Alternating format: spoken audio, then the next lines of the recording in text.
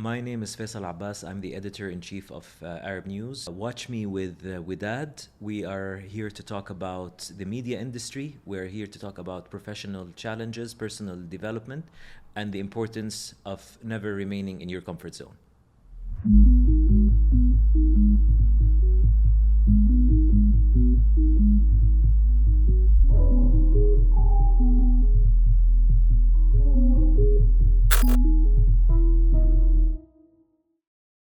Hi everyone and welcome back to another episode of Aatabat El Murabbaa. Please ما تنسوا تعملوا subscribe, ما تنسوا تعملوا follow, ما تنسوا تدعمونا بشكل عام. Today we have someone very special. He actually used to be my manager or my boss when I was in Arab News. Faisal Abbas, thank you so much for being with me today. I want to start off and dig in and ask you, who is Faisal Abbas? So generally we hear that, you're editor-in-chief of Arab News, someone very, very renowned in the field that we're in, which is the media. But when you think of yourself, or when you want to describe who you are as a human being, what would you describe yourself as? First of all, it's a pleasure to be with you on the podcast. Congratulations on it. I had no doubt that you would be successful, whether inside Arab News or outside. But that's again one of the most important tasks of a manager or leader is to identify talent. So you asked me what or who am I? I guess I'm a person who's been very lucky to know from a very young age what they're passionate about, and after that, everything falls into place. So it's very important to identify what your passion is. If you are lucky enough to know from when you are younger, that makes your life, I wouldn't say a lot easier. I wouldn't say my life was easy. But you can identify your strengths. Yeah, exactly. You can identify your strength. You're much more focused and you're able to achieve things a lot quicker than somebody who doesn't know the direction they're headed. Right. So it's very important to know the direction you're going in. Right. Speaking of early age, where did you spend your childhood? So on average, every few years in a different country. I grew up in Saudi Arabia. I went to Jordan. Were you born in Saudi Arabia? I was born in Beirut, Lebanon, actually. Okay. For a few days, and I went back to my hometown of Jeddah in Saudi Arabia. I stayed there until I was 13. I went to a boarding school in Jordan. Which is my first time living alone.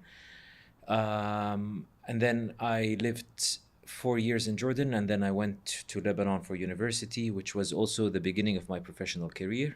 So I was working and studying at the same time. And then I went to Saudi Arabia for a short period, and then I went to London. Right. Then so you're kind of all over the place. Yeah. Even Battuta from a young age. On average, 5 or 6 years in every country. But how did you come to the conclusion that what you want to do is a journal? Were you always a journalist? Or how did you come to the conclusion that you wanted to Professionally, since I was 20, professionally since I was 19, metaphorically all my life. Okay. I used to produce magazines as a child. I mean, it's a bit funny now, but that was my pastime as a child. I used to go down with my dad to his office, work on the typewriter, photocopying machine. Those were my toys, and produce magazines. So you were always in the print. In summer, in summer, me and my best friend Jad used to produce news bulletins using the home camera.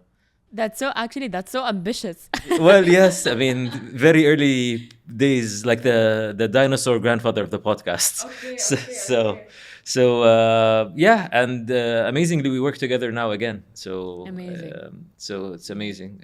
40 years later, or like 35 years later, we're still doing the same thing. So arguably, I've had experience in production and journalism all my life, but professionally since 99. Since 99. That was when you joined Future TV had. It's amazing also how when you look back at the past. Future TV in Beirut. Future TV. It's amazing how the past connects. So Future TV had a joint venture with Dubai Media City called Zain TV. And they were specifically, it was a pan-Arab youth channel. They were specifically looking for people from around the Arab world to work in media. And if I was lucky, I was lucky to be the right person in the right time in the right place. But it was a lot of work because it was a full-time job. Not even just a full-time job, being a reporter at the time, that meant you followed the story whenever it happened. And that was very difficult when you also have classes in university. So you were simultaneously like working and of course I had to take my parents' permission. And they're like, you can do whatever you want, but it cannot affect your grades, or it actually affected the normal answer. The normal answer. It actually affected my grades positively because I did all my minors in communication as well. All my minor courses in communication, all my electives, it actually increased my GPA. So. Right. That makes a lot of sense, to be honest. But, as a young child or as you were growing up, what did you feel was the key aspect to achieving such success? Mashallah, like you were very renowned, like I said, in your field and in what you do. You're very talented. What do you think is the key to all of this? How do you reach the top? Well, first of all, thank you. I guess I see it very differently. You are very kind in your description, and people who say that. But I guess the main aspect is not to have an ego. You see, I see it as I'm very far from the top. And I see it as a job that is never done. And it's both a blessing and a curse in the same time, because you have this restlessness all the time that you need to do better, the hunger, and the moment you lose it, I think you should quit, because in this job it's amazingly rewarding, as in the people you meet, the things you learn, the things you experience. It's amazingly rewarding, but it's also very ungrateful. It takes one mistake to slip, and then your career is over, your credibility is over. And we've seen legends in journalism, real legends, who, just before retirement, they did one mistake where they were too lazy or felt that it was not important to follow the rules and fact check, for example. And that's it, their credibility. This fact check thing is really, really important these days. It is. Yeah. And we've been seeing a lot of... Amazingly more important it is. It's more important today than it has ever been. In a way, it's ironic that having too much information is as bad as having too little information. Exactly, yeah.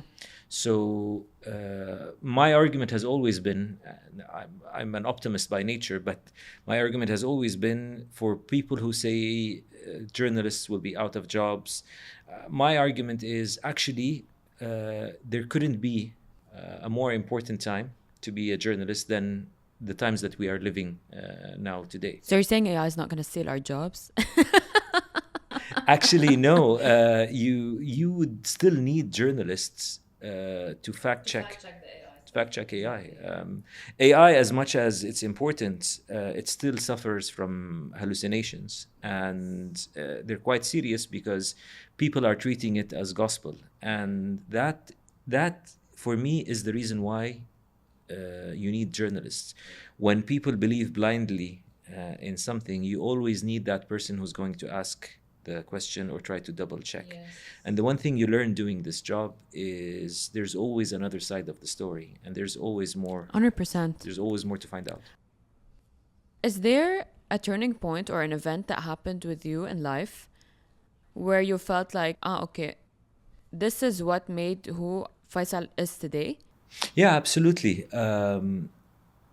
Few actually, but the main one I think would have happened around 2008 or 2009, and it was just a bad year. But it taught me that when your back is against the wall, you discover the true metal you are made of. It was a year where everything was stripped away from me. Everything. Are you talking about the global financial crash? Well, it was the global financial crash. It didn't affect me directly, but it was the same year. Yeah. It's a year I lost my father. Oh. It's a year I lost my job. It's a year I had very little. And with success comes a lot of enemies. And when you're down, all the knives are out. But it also taught me to fight back using the resources that I have. And, you can win almost every battle by using one weapon, which is not to give in, because everybody wants you to give in. Everybody wants you to surrender. Right. Not everyone wants to see you at the top. But you cannot defeat somebody who does not want to lose. So it ended up with winning on all fronts, professionally at least, and personally. But it was a learning experience in the sense that you also learn that problems come at the same time. They don't come individually. Yeah. When it rains, when it rains, it pours. Exactly. Yeah. But so that was. Alhamdulillah, you got out of it. So it's a turning point. Going back, I would thank the people that fought me at that time, because I would have been resting on my laurels, and I would have been in the same place doing the same thing. Yeah. When you're actually stripped away from everything, you have to fight back and claim back, and it took me in a completely different direction. And I, in a funny way, I'm thankful for that experience. Yeah, of course, because it made you stronger. It made you who you are. And this is actually the purpose of this podcast. What I want to do is I want to host successful people, and success has a lot of meanings. Success is very subjective, and I want aspiring entrepreneurs, maybe the youth, people who are trying to get there, trying to make it, to understand that it's not all roses and rainbows. Everyone goes through these kinds of things. Everyone goes through challenges. Everyone goes through failures. 100%. It's definitely not all flowers and rainbows. It rarely is. So this is why at the same time, when you achieve something, make sure you grab that moment with both hands. Celebrate like there's no tomorrow. Enjoy it like there's no tomorrow. But the next day, wake up and realize that moment is over, and now you need to move on to your next achievement, because neither good times or bad times last. So it's the ability to navigate and survive in the bad times, and the ability to enjoy and celebrate the good times without letting it get to your head when you're at the top, and without letting it get to your heart when you're at the bottom. 100%. And speaking of, accomplishments, how did you manage to lead and sustain Saudi's biggest English newspaper, that is Arab News? I actually have one of your copies because I collect newspapers here. I don't know if you guys can see this. And I'm a huge fan of this, not just because I used to work in this newspaper, but because I truly believe that the team and editorially everything is just really, really top tier. And I was just really curious to know how you managed to build and lead this establishment. Do you know Tina? Yeah. Tina there is no alternative. So that is a motto that I follow. So I've been entrusted to make this newspaper successful. You also used to say something about RTF. Reason to follow. Yes, you used to say that also, I remember. You see, I'm a good... So, no, it's... abbreviations, they're important, but... It helps things stick in the head, like that sticked in my head. Exactly. So, TINA is a very important concept. When you go in and you say there is no alternative, There is no alternative to succeed. There is no alternative. Why should you not have the most successful newspaper in the country or the region if you are given the resources, if you are entrusted to do it, and if somebody's telling you the sky is the limit? Then it becomes a matter of your own dedication, of your own willingness to take the plunge, of your own decision not to accept mediocre standards. We went through a very interesting exercise redesigning the newspaper, because one of the first things that I wanted to do was give it a facelift. I was not happy with the design that existed for 40 years. Things get outdated, so you do need to do the. So you worked on whole rebranding. So it took us a few months to find the right agency, and it was a Spanish company, and I remember the conversation very well. And they're like, "This is the first time we work with a newspaper in Saudi Arabia. Is there any limits? Is there anything we can't do?" And I said, "Yes. What you can't do is not get me the best newspaper redesign award in the world when we're done." So he's like, "So we can do anything." I'm like, "You need to do everything you can do to make sure, and you don't have an excuse. We're not a newspaper in Arabic. We're in a Latin language. You're Spanish. You're used to dealing with Latin language newspapers. So you need to do it." And we didn't end up getting the first prize. We ended up getting silver prize at the World Association of Newspapers, but it's good enough. It's good enough. In a year and a half to win the second most successful redesign in the world, it's not a bad outcome. Of course, it's not a bad outcome. So how did you manage to sustain? How did you manage to lead? You have a certain style of leadership that I personally respect. You tell me, what is your style, and how do you manage to keep this newspaper at the top? I just follow my gut, honestly. I'm curious, how do you think my style is? Your style is, do you really want to know what I think? Okay. I feel like you have two styles. You have one that is a bit democratic, and then when you want to be kind of strict, you can also be strict. But you have both vertical and horizontal leadership styles, which I respect because it's situational. It really depends on what's going on, what you need to do at that moment. But you also have a way to kind of motivate your employees. And I know everyone at Arab News is happy. And yeah, I mean, that's what I think. So I guess you're right. And it's a matter of necessity and luxury, really. And it's so many things happening at the same time. If you keep making decisions on behalf of people, they will never grow or have the confidence or the motivation. Sometimes people want to be challenged. Some people want to take responsibility. If you keep taking the decisions on their behalf, you're not helping them grow, and you're not keeping them motivated, and you're not making them stakeholders.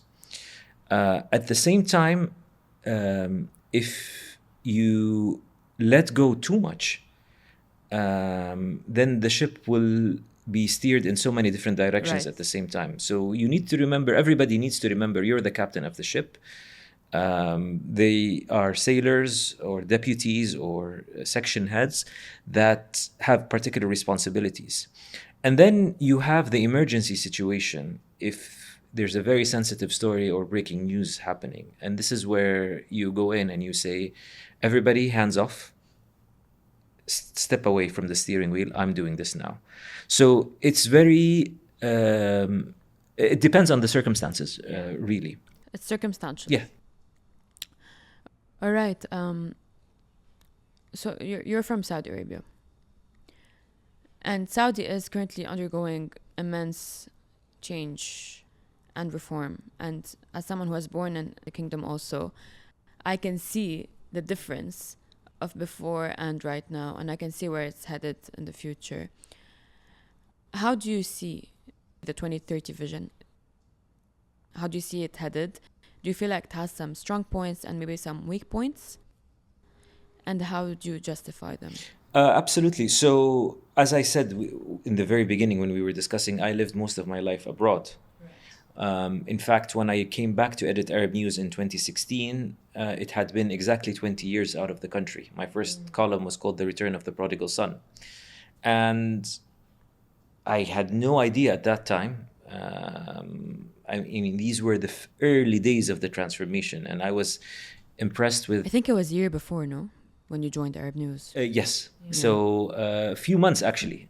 So I was even impressed with the fact that there was a female receptionist in the hotel where I stayed when I first landed. I was like, this wouldn't have happened. Right. We went from there to having female ambassadors, female soldiers in the army, immigration officers, lawyers, female astronaut. First Arab Muslim female astronaut last year was Saudi. So the magnitude of the change is just unbelievable. Right. And I am very lucky to have been a newspaper editor during this time. Because not many people have that advantage to write the first draft of history. And in my case, it's the woman driving, it's the reopening of the cinemas, the unleashing of the tourism sector, going and visiting areas which were restricted. And as a Saudi, I've never been to, like Al-Ula or the Red Sea Islands. Right. So it is phenomenal, and it is unleashing the untapped potential of the country, which is which it always had. One of the other, like a more clear example is there hasn't been a survey of the minerals that are available in Saudi Arabia, and what they're discovering is phenomenal. True. So it's an amazing journey what we're seeing. Is it good or bad? Time will tell. But if you ask me personally how I feel now, I lived, as I said, 20 years outside of the kingdom. And I even, living abroad, I seldom felt like I wanted to go back, but it's because there were so many things that I wasn't happy with. All of those things have been resolved. All of them. In terms of social freedoms, in terms of women empowerment, in terms of... You go and you see people are happy. Honestly, it's like a rebirth of an entire country. It's not the same, and people are happy. Yeah. And it's not me. It's Ipsos saying the second most happiest people on the planet are the Saudis. And this is a major statistics and research company. So whether this is going to last or not will depend on several factors, but I cannot see it not being sustainable, because what is happening now is normal. What used to happen before was the abnormal.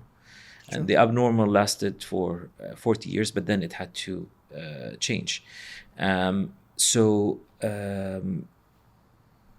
I would have liked to be younger to see where Saudi Arabia is going to be in the next 50 years. Inshallah you live that long. I hope so. الله يطول بعمرك يعني. Thank you, بس I would have liked to enjoy it أكتر.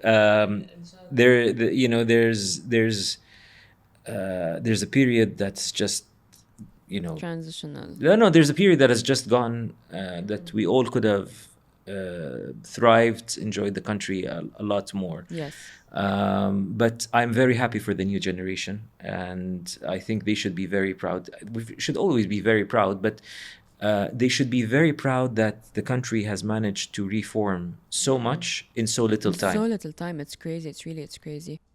And you were talking about something, you touched on a point that's very important, which is the main idea, I feel, after a lot of, research and reading, is for Saudi to shift away from oil as income and divert to tourism and mining.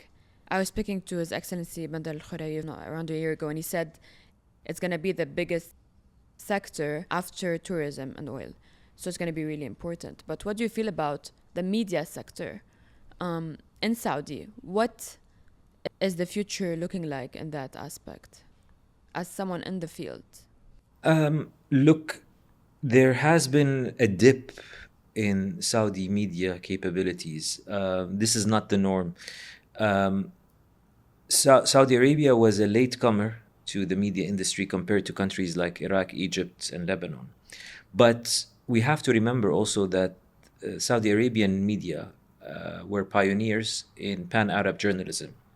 In fact, our sister publication, الشرق الأوسط, was the first newspaper in the world to print in 4 continents via satellite in the 80s. You had a delegation from Japan, from Asahi Shimbun, come to London to see this new technology. The first pan-Arab satellite channel was MBC. The first pay-per-view network was Orbit. So we were pioneers. We lost a little bit of mileage, but I am confident now that we will regain momentum and we'll come back with the next big thing. Yes. What is it going to be? I don't think anybody has the answer because things are changing with artificial intelligence. Yeah, so I was saying that I really feel like groups like SRMG are also like hopping on the innovations that are, for example, the podcasts that are happening and the new mediums that are more targeting the youth. And I've seen this in their companies. So yeah, I mean, groups like SRMG, I feel like they reflect what the Saudi media or the sector is trying to do. Or I don't know if you agree with me. No, 100%. I mean, the advantage there is you have big media groups such as SRMG, such as MBC, who have the know-how and the technology, and they're experimenting with new products. And the advantage here is it's a mixture between a huge corporation and a startup. And what you're now seeing, and you might have seen, for example, the acquisition of Thamania. Yes. You know, I'm a big fan of that podcast. We are all big fans of Thamania, and they've done quite well. But what I'm saying is it's nice to see that such a big group doesn't have the arrogance saying, well, you know what, we're going to do something better. No, it's successful. You know what, let's just... They want to collaborate. Yeah. Let's go by it, let's collaborate, let's keep it the way it is. So this is why I'm saying it's exciting what's going on in the sphere, in the region. But again... That's a rich mindset, by the way. It is. But again, whether or not this is the final destination, we will have to wait and see how the industry develops. Yeah. Faisal, I cannot thank you enough for this episode, really. It was so nice. And I really, really appreciate you coming and being on my podcast. And I just want to stress on a point that you said, which is getting out of your comfort zone. The whole point of this podcast, why did I call it Aatabat El Murabbaa in Arabic? It means the step of the cube. Because the cube is basically the human mind. And when you want the comfort of the human mind, I see it, or I visualize it as a cube. And that's why I say to myself, think outside the box. So the first step outside the box is Aatabat El Murabbaa. So this is literally the whole point of this podcast. So thank you for shedding light on that and on how important it is to think outside the box to reach the best version of yourself, whether it's your own life, your relationships, your career, or even your relationship with yourself. So I really appreciate it. Thank you for having me. Best of luck, and I really appreciate what you're doing. Thank you so much. Appreciate it.